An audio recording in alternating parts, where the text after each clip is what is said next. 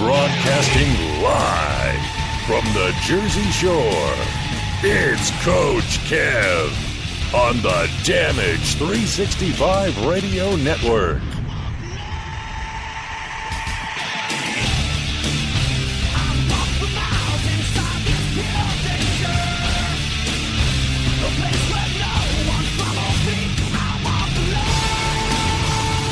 Welcome back, everybody, to another episode of Damage 365 Radio. This is episode number 40, and slowly we are approaching the all-popular episode number 100 for a company where we're going to have an absolute packed show, so much fun, a lot of things going on, some tributes, some awesome callers from the past, so stay tuned to the Facebook page for that, facebook.com/damage365. I am your host, Coach Kev. Along with me, my host today is Nick DeBeard, and he's here via satellite. Welcome back to the show, Nick. Thank you very much, Kev. It's been a great year with Damage, and let's keep it going. Nick's celebrating his 1-year anniversary with the company, and it's been a funny ride. We brought him on as a New York Mets baseball analyst. He told me that he was a big wrestling fan and he would love to share some of his wrestling knowledge with the show. And we brought him on for a couple of shows, including our first wrestling roundtable. And You've been with us pretty much ever since.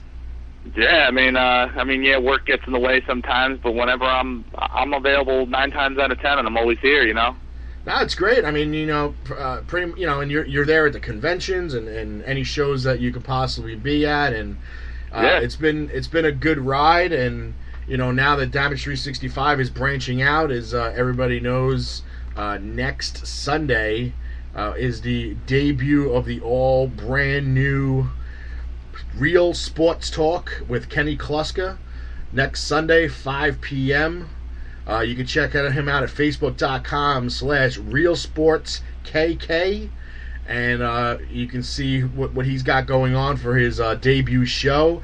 And he's going to have Dwyer Brown on in show number 2. We spoke to Dwyer Brown, the author of the book, If You Build It. He was in the movie playing the father of Kevin Costner in Field of Dreams. So he will be on Kenny's second show, and Kenny's got a nice show for his launch set up. So we want to wish him luck, and I'm sure he's got the old radio butterflies going on. I know I did my first show too for the first couple shows, so I think it's kind of normal. I told him, I was like, look, if you want to feel comfortable, just listening to like the first 20 shows of me and JT stuttering and stepping on each other and screwing up audio all over the place. So I remember what show was it where we were trying to it's like one of the first roundtable calls where you had to like patch me in and out every 5 seconds. That was the wrestling roundtable. Yeah, I had Sarge on one line, I had you and Nanny on the other line, and I had to ask you a question, put you on hold, flip to her, ask her the same question, and keep going back and forth. Man, my thumb was killing me that day. Oh, boy. But, hey, it having the jitters your first couple shows is kind of normal. It's just like when you're in front of the camera for the first couple times. Everybody has it. Yeah, absolutely. And, as far as today's concerned, we have an awesome show today. So, I don't want to delay it anymore and take any time away from our guests later. We got our shout-outs. We had a lot of shout-outs today, including one of our own. Outside of the happy 1-year anniversary to Nick DeBeard, we have another shout-out of one of our own. We have round 3 results of the Intercontinental Championship Tournament. You missed last week's round 2 results. Yes, I did. I'm sure you caught. Did you catch up on that? Yes, I did, absolutely. Okay. And then around the 625 mark of the show, Maryland Championship Wrestling's commissioner/wrestler Jesse Kaye will join us. Very interested in I'm looking forward to that interview, and it's always good to speak to somebody who's in charge, who makes the decisions, but also gets involved and gets in the ring and kind of practice what she preaches. So that's cool. Yeah. We'll talk again about our road trip that's coming up with ECW Originals, and where we're going to be and the dates and all that fun stuff. And, by that time, we'll be closing it out, letting you know who's on the show next week and all that fun stuff. So let's get the party started. So grab a beer, grab a Diet Coke, whatever you got. Sit back, relax, and enjoy this birthday segment coming up.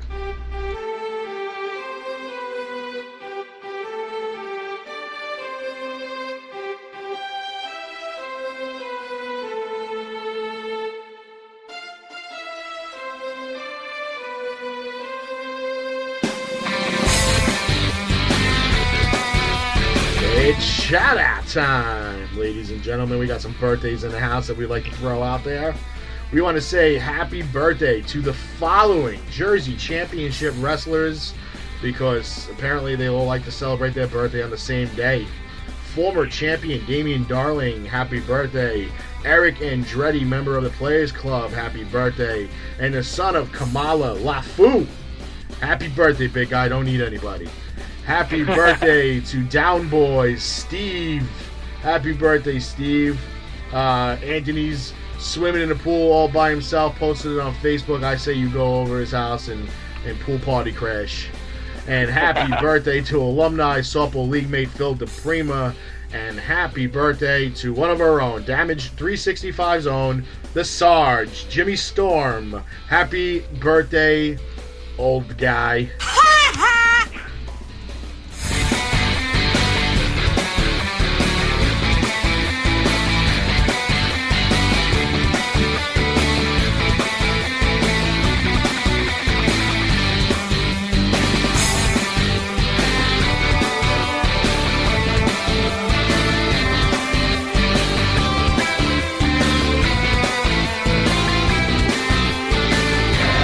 Promised you a great match here tonight. Andre, the China Hulkamania is running wild. My God, what a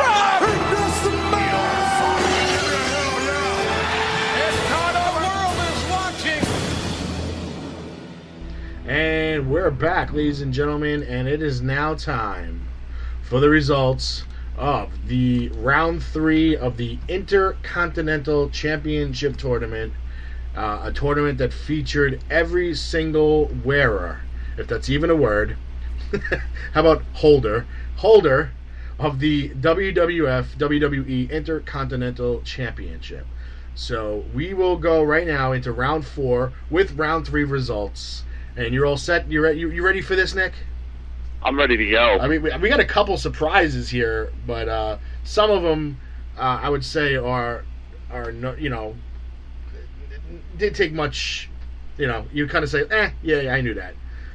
Yeah. Chris Jericho defeats Wade Barrett in the top bracket. Moving on to round 4, it was Shawn Michaels defeating Jeff Hardy, setting up round number 4's matchup: Shawn Michaels versus Chris Jericho. Who do you got in that one? Great matchup.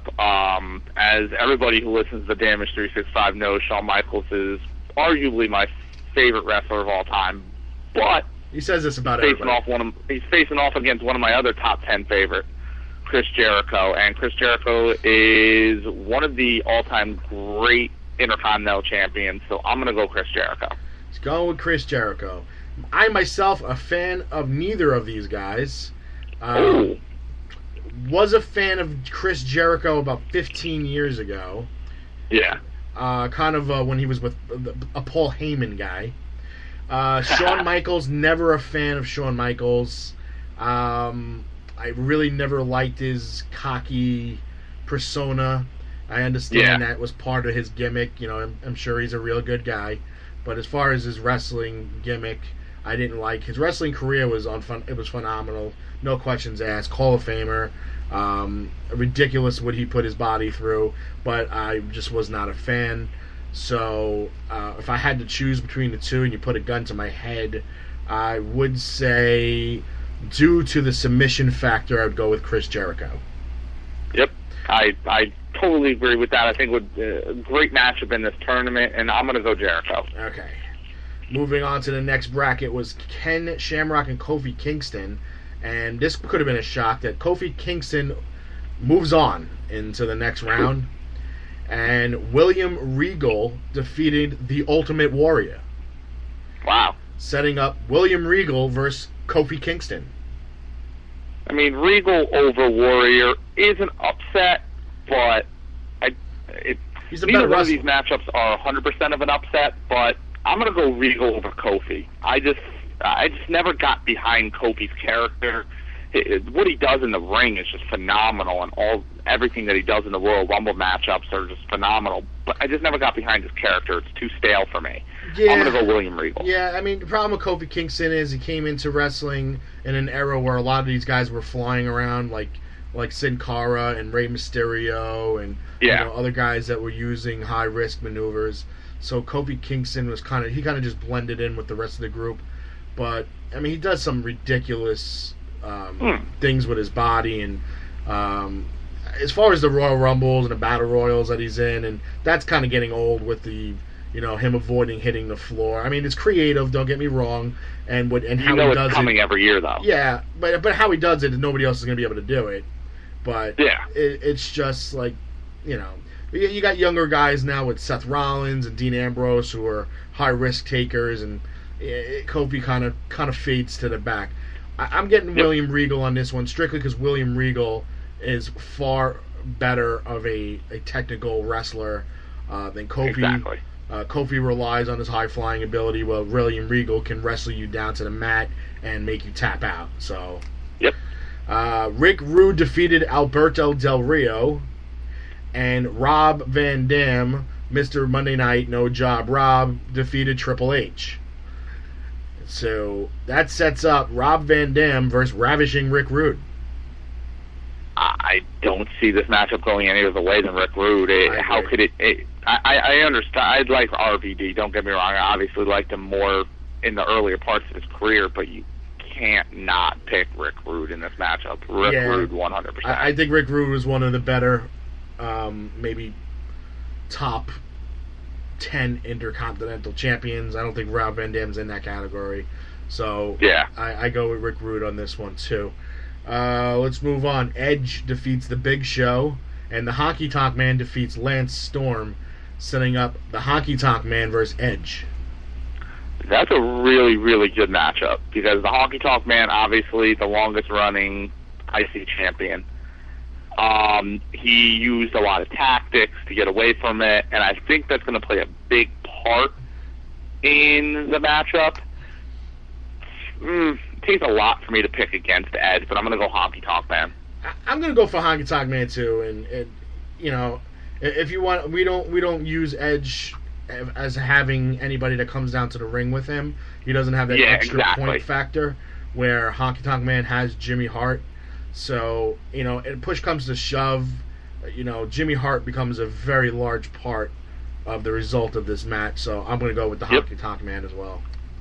Absolutely. Our defending champion, the Macho Man Randy Savage, took on Randy Orton, and it was the Macho Man Randy Savage victorious. And Ken Patera battled it up with CM Punk, setting up a rematch of the actual championship round last year, the Macho Man Randy Savage versus CM Punk. Rematch of the championship match for last tournament, and it's going to be same result, different day. I love CM Punk. Everybody knows I do, but it's Macho Man. CM Punk doesn't have the weapons in his arsenal as Randy Savage. Randy Savage is one of those very few special wrestlers that can bring it to the floor.